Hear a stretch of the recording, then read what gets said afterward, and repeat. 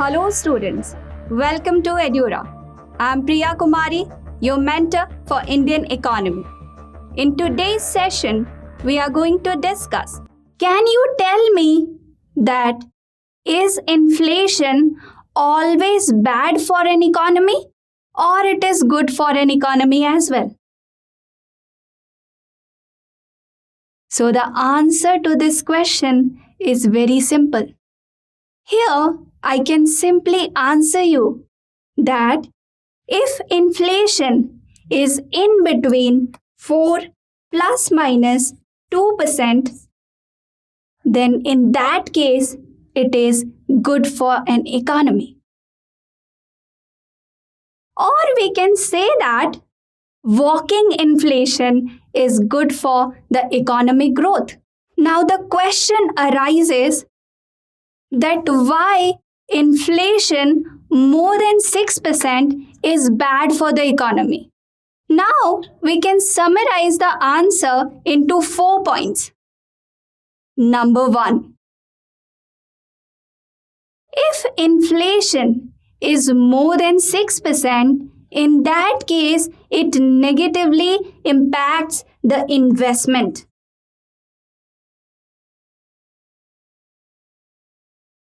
Also, it negatively impacts the demand as well. Number 3, it negatively impacts the export as well. And number 4, it also negatively impacts the foreign direct investment, that is the FDI. So let's try to understand each and every point in a brief way. So point number 1. How high inflation negatively impacts growth and demand? Due to high inflation, there will be low savings. And low savings will ultimately result into less deposits in banks like the fixed deposits. And due to fixed deposits, there will be high lending rates in the bank, which ultimately results into less investment and consequently there will be less growth in the economy. Now here I am talking about the lending rate. So first you need to understand that what is lending rate and what is deposit rate. Let me first tell you about the lending rate. The interest rate at which the banks gives loan to the borrower is called lending rate. Similarly, deposit rate is the interest rate at which the bank gives money back to the depositor.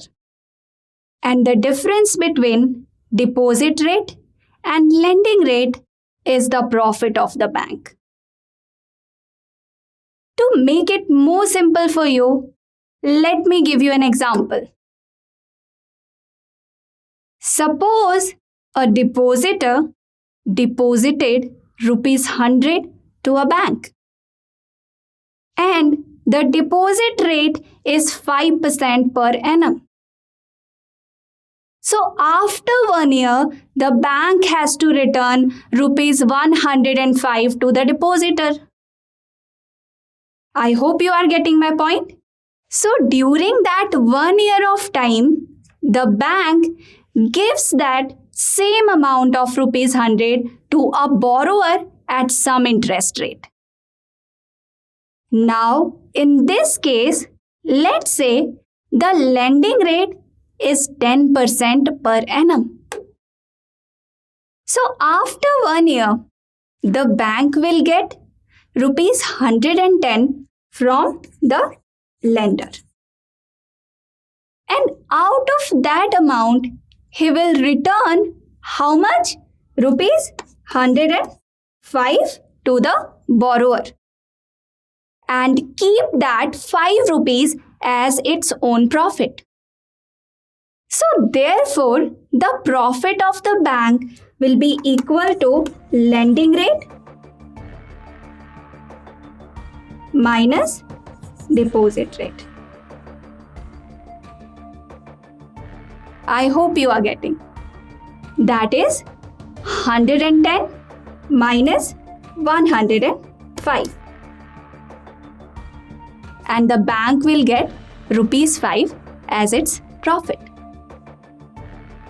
So therefore, the lending rate should always be more than the deposit rate in order to maintain the flow of money to the economy by the banks.